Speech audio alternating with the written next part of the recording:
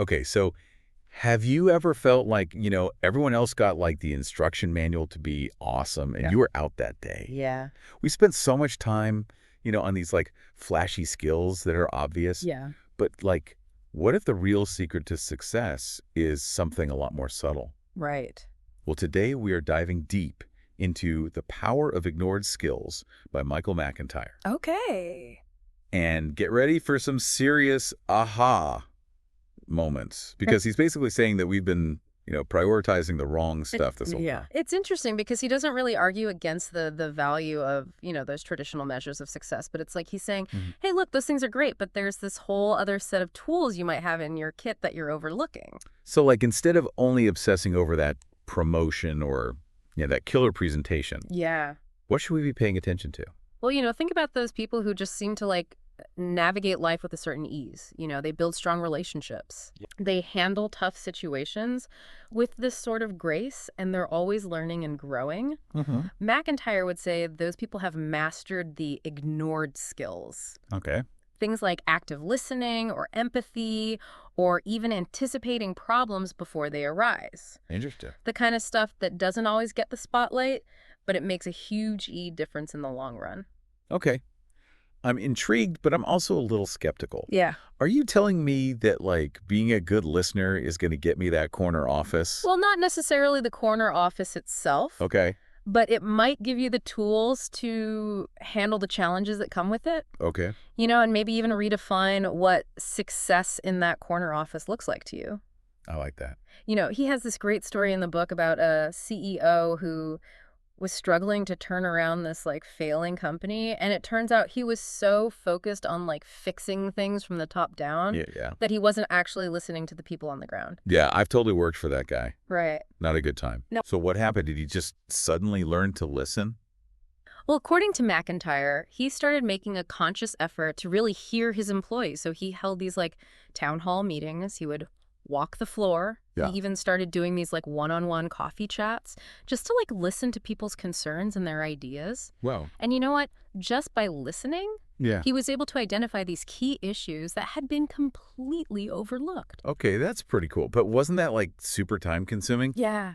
How did he get anything else done? That's the thing about these ignored skills. They're not just about being a nice person. They're incredibly efficient. Right. So by truly listening, Yeah. he was able to kind of cut through all the noise and get to the heart of the problem faster. So it's not just about being touchy-feely. It's about making smarter decisions and getting stuff done. And what's even more interesting is that McIntyre really believes that we all have these skills within us. It's not about learning something totally new. It's about rediscovering and refining those qualities that we might have, downplayed or taken for granted. Oh, so we're basically sitting on a gold mine of untapped potential. In a way, yes. Think about it. Have you ever noticed how some people just seem to handle stressful situations with this incredible calm and clarity? Mm-hmm.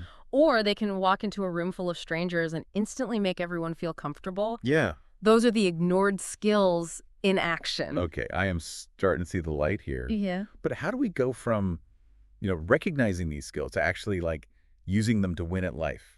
That's the thing. McIntyre argues that the first step is actually redefining what winning means. So instead of always chasing that external validation, Right. he encourages us to focus on things like adaptability or building genuine connections or even creating positive environments around us. He's basically saying true success is about thriving, not just achieving.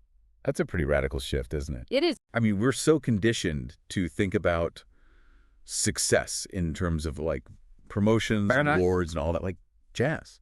But it's a powerful one. I mean, imagine feeling successful not just because you got a raise, but because you navigated a conflict with a coworker with empathy and understanding, Yeah. or you were able to adapt to some major change at work without losing your cool. Yeah. That's a different kind of success, but it's a much more sustainable one. So we're talking about inner strength and resilience. Yeah. The kind of stuff that helps you weather any storm. Absolutely. And it's not all about the warm and fuzzy stuff either. Yeah. He also talks about the importance of things like humility Okay. and persistence, those quiet strengths that often get overshadowed by the flashier qualities. Hold on, humility. Mm-hmm. In this day and age. I know, right? Isn't it all about self-promotion and hustle? Exactly. And that's why he sees it as such a powerful, ignored skill, because he argues that humility allows us to stay open to learning to build more genuine connections and to be more effective collaborators. So it's not about being a pushover. Right. It's about being open and approachable. Exactly. And when it comes to persistence, he's not talking about like brute force or relentless ambition. It's Okay. about that quiet determination that allows you to keep going even when things get tough. So it's like that saying, slow and steady wins the race. More like quietly determined and adaptable wins the race. Oh, I like that. Because it's not just about working hard, it's about working smart and adjusting your approach as needed and never giving up on what truly matters to you. Okay, I'm officially on board with this whole ignored skills thing. But now I'm really curious. Yeah. Which ones does he specifically call out? Well, And how do we actually start putting them into practice? he covers a lot of ground in this book. Yeah. But some of the standouts are things like empathy, Okay. adaptability, Right. curiosity, Hmm. and observation. Interesting. And the good news is he doesn't just leave us hanging with these like vague concepts. He actually provides really concrete exercises and techniques to help us actually develop these skills. Okay, spill the tea. Give me a sneak peek at some of these exercises. Let's start with empathy. Okay. You know, he talks about the importance of active listening, Mm-hmm. which is more than just hearing the words. It's about truly understanding the other person's perspective. So like putting down your phone, making eye contact, Yeah. actually absorbing what someone is saying. That's a great start. He also suggests practicing techniques like paraphrasing, Okay. sort of repeating back what you heard to make sure you understand, and asking these clarifying questions that show you're truly engaged. So instead of just like nodding along and waiting for my turn to talk, Yeah. I'm actually trying to connect with the other person on like a deeper level. Exactly. And you know what's really cool? What's that? He argues that the more we practice empathy, the better we become at understanding ourselves, too. Oh, interesting. So it's like this powerful feedback loop. Okay, I'm definitely adding active listening to my to-do list. But what about adaptability? Yeah. I mean, we live in a world where things are constantly changing. Right. How do we become more flexible without losing our minds? He would say it's about shifting our mindset from one of resistance to one of curiosity. Easier said than done, right? Oh, of course. Change can be scary. It can. But his point is that our reaction to change is often what makes it scary, not the change itself. Okay, that's interesting. Yeah. So how do we change our reaction? Do we just like chant embrace the chaos every morning? That might help. Okay. But he offers some more practical suggestions, too. Like he talks about developing a growth mindset, Okay. which basically means viewing challenges as opportunities to learn and improve. Oh, so it's about seeing those curveballs as a chance to level up. Exactly. And he also emphasizes the importance of building a strong support system. So those are people that you can turn to for guidance, encouragement, and maybe even a little comic relief when things get tough. It's like having your own personal cheerleading squad to help you navigate, those inevitable bumps in the road. Exactly. And you know what's really cool? Right. He argues that adaptability is contagious, so the more we practice it, Yeah. the more we inspire those around us to be more flexible and open to change as well. Okay, I'm sold on adaptability. Now, let's talk about curiosity. Yes. I mean, I'm already a pretty curious person, but how does that tie into success? He believes that curiosity is the engine of innovation and growth. Right? And he says that curious people are constantly asking questions, Uh-huh. seeking out new experiences, and challenging the status quo. So it's not just about being nosy. No. It's about having like a thirst for knowledge, Yeah. a willingness to step outside of our comfort zones. Exactly. And you know what's interesting? What's that? He argues that curiosity can actually make us more resilient. Wait, how does that work? Well, think about it. When we're curious, we're constantly learning and adapting, which means we're less likely to get stuck in those rigid ways of thinking or doing things. So it's like having a mental Swiss Army knife, Uh-huh. always ready to tackle whatever comes your way. That's a great analogy. And you know what else is cool about curiosity? What? It can actually lead to those serendipitous discoveries and those unexpected opportunities. So by being open to new experiences and asking questions, we might just stumble upon something amazing. Exactly. And that brings us to the final ignored skill we'll touch on today, which is observation. Okay.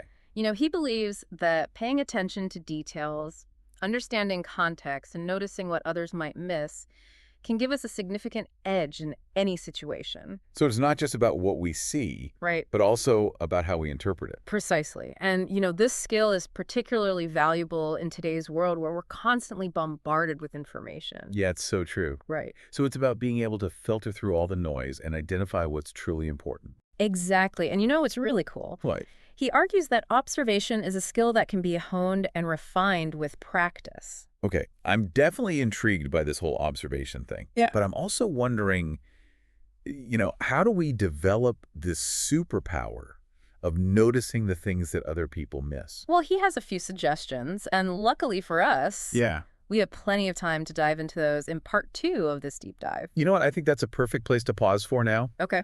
I feel like we've covered a lot of ground already, and I want to make sure we give these ignored skills, the attention they deserve. So if you're ready to unlock the power of your own hidden talents, Yes. stick with us for part 2. Welcome back. So before the break, we were teasing some of those practical exercises to help you actually put these ignored skills to work. Yes. So let's pick up with that idea of sharpening your observation skills. I feel like in a world of constant distractions, really seeing things is becoming like a lost art. It is. What is McIntyre's take on this? He uses this really cool analogy.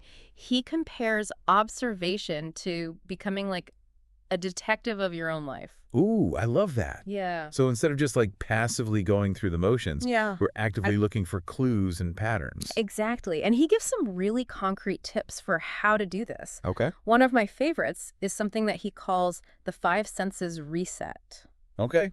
I'm intrigued. What is that all about? It's super simple, but it's so effective. Okay. So throughout your day, you just take a few moments to pause and consciously tune in to each of your 5 senses. Okay. So what do you see, hear, smell, taste, and touch? So it's like a mini mindfulness exercise, Yeah. bringing us back to the present moment. Exactly. But here's the key. Okay. You don't just passively notice these sensations. Oh. You actively engage with them. Okay. So for example, if you're noticing the feeling of the sun on your skin, Mm-hmm. really think about the warmth, the texture, the way it makes you feel. So instead of just thinking, oh, it's sunny, Yeah. I'm really savoring that feeling of warmth. Exactly. And by doing this regularly, you'll start to notice things you never picked up on before. So those subtle changes in your environment, Right. the way people react to certain things, Yeah. even your own internal responses to different stimuli. It's like we're upgrading our internal software to notice the details that most people miss. That's a great way to put it. Yeah. And here's the cool part. The more you practice this conscious observation, the more it spills over into other areas of your life. Okay. So you'll start to become more aware of those social cues, Uh-huh. subtle shifts in conversations, Yeah. even potential problems before they arise. Okay. I can definitely see how that would be helpful in every aspect of life. Right. But I'm also thinking, doesn't this require a lot of effort? Yeah. I mean, I'm already pretty busy. How am I supposed to add detective training to my to-do list? Here's the thing. It's not about adding more to your plate. Okay. It's about shifting your perspective on what's already there. So he suggests incorporating these small acts of observation into your existing routines. Okay, so for example, instead of just mindlessly scrolling through my phone while I wait in line at the grocery store or something, Yeah. I could use that time to practice my 5 senses reset. Exactly. Or during your commute, instead of just zoning out to music, Mm-hmm. you could consciously observe the people around you, Yeah. the architecture, the sounds of the city. Uh-huh. It's about turning those everyday moments into opportunities for that mindful observation. Okay, so it's not about adding more stuff to do. Right. It's about being more present and intentional with how we're experiencing the world. Exactly. And here's another simple exercise he recommends. Okay. Keep a journal just for your observations. Okay. So just jot down things that catch your attention patterns. You notice even just those random thoughts and reflections that come up during your detective work. So it's like a training ground for our observation muscles, Yeah. a place to document our aha moments. Exactly. And what's interesting? He suggests that the simple act of writing things down actually helps us process and retain information better. So it's not just about noticing. Yeah. It's about making those observations stick. Exactly. And here's another cool benefit of keeping an observation journal. Okay. It can help you identify your own biases and blind spots. Oh, it's a good one. How so? Well, when you start paying close attention to your own thoughts and reactions, you might notice those patterns in what you tend to focus on or overlook. Okay. So, for example, maybe you realize that you're quicker to notice negative things than positive things. Hmm. Or maybe you tend to make assumptions about people based on their appearance. So it's like holding up a mirror to our own perceptions and assumptions. Exactly. And that kind of self-awareness is crucial for growth and development Yeah. because once we're aware of our biases, we can start to challenge them Yeah. and make more objective observations. This is all so fascinating. I'm starting to feel like I have this whole new set of lenses to view the world through. Yeah. But let's shift gears a little bit and talk about some of the other ignored skills. Okay. We briefly touched on empathy earlier, Yeah. but I want to dive a little deeper. Yes. Empathy is such a crucial skill, It is. especially in today's world where it feels like we're becoming increasingly disconnected from each other. Absolutely. And I think a lot of people have misconceptions about what empathy actually means. It's true. It's often confused with sympathy, which is about feeling sorry for someone. Okay. But empathy, on the other hand, is about understanding and sharing another person's feelings. So it's not just about feeling bad for someone. It's about putting yourself in their shoes and trying to see the world from their perspective. Exactly. And he emphasizes that empathy isn't just about being nice, it's about being effective. Okay, I'm curious about that. How does empathy make us more effective? Well, think about it when you truly understand where someone is coming from. You're better equipped to communicate with them, to build trust, to resolve conflicts. Yeah. You're also more likely to anticipate their needs and respond in a way that's both supportive and productive. So it's like having this secret weapon that helps us navigate all kinds of tricky situations. Exactly. And you know what's really cool? Right. He argues that empathy is a skill that can be developed and strengthened with practice, just like any other muscle. Okay, I'm all ears. Give me some tips on how to pump up my empathy muscles. One of the best ways to develop empathy is to simply practice active listening. Right. And we talked about this a bit earlier, but it's worth repeating. Yeah. When you're interacting with someone, really focus on what they're saying, both verbally and non-verbally. So paying attention to their body language, Yeah. their tone of voice, Yeah. the things they might not be saying out loud. Exactly. And it's also about asking those clarifying questions, summarizing what you've heard to make sure you understand, Right. and reflecting back the emotions that you're sensing from them. So instead of just nodding along and waiting for my turn to talk, Yeah, I'm actively trying to connect with the other person on a deeper level. exactly. And here's a little bonus tip from McIntyre. Okay. Try to resist the urge to offer solutions or advice right away. Oh, that's hard. I know. Yeah, Sometimes people just need to feel heard and understood. that's a good point. Yeah. I know I've definitely been guilty of jumping in with solutions before I've fully grasped the situation. We all have, but the more we practice empathy, the more natural it becomes to just kind of pause, listen, and truly connect with others. This is all so valuable. I'm starting to see how empathy is more than just a nice to have quality. It's really like a superpower for navigating the complexities of human relationships. Exactly. And you know what's really cool? What? He argues that the more we practice empathy in our personal lives, Hmm. the more it spills over into our professional lives as well. So by being more understanding and compassionate in our interactions with our friends and family, we're actually becoming better leaders, colleagues, and collaborators. Exactly. And that brings us to another crucial ignored skill: adaptability. Ah, yes, the art of rolling with the punches. Yes. I feel like in today's world, adaptability is less of a nice to have and more of a survival skill. Couldn't agree more. In fact, he actually compares adaptability to being like a mental gymnast. Ooh, I like that analogy. Yeah. So we're talking about mental flexibility, Yeah. the ability to kind of bend and twist without breaking. Exactly. And just like physical gymnastics requires strength, balance, and coordination, Yeah. mental gymnastics requires certain skills and practices as well. Okay, so how do we train our brains to become more adaptable? Do we need to start doing mental cartwheels? Huh. Maybe, but he offers some more grounded suggestions. Okay. One of his key recommendations is to cultivate what he calls a growth mindset. Oh, yeah. And we touched on this briefly earlier. Yes, remind me about this whole growth mindset business. Essentially, it's about shifting our perspective from one of fixed ability to one of continuous learning and development. Okay. So instead of seeing challenges as threats, Yeah. we see them as opportunities to grow and expand our capabilities. So it's about embracing that I can learn anything Yeah. attitude. Exactly. And the more we believe in our ability to learn and adapt, Yeah. the more likely we are to actually do it. Makes sense. But I'm also thinking, isn't there like a fine line between being adaptable and just letting people walk all over you? That's a great question, and it's one that he addresses directly. Okay, good. He emphasizes that adaptability is not about being passive or agreeable all the time. Right. It's about being strategic and intentional about how you respond to different situations. So it's not about being a pushover.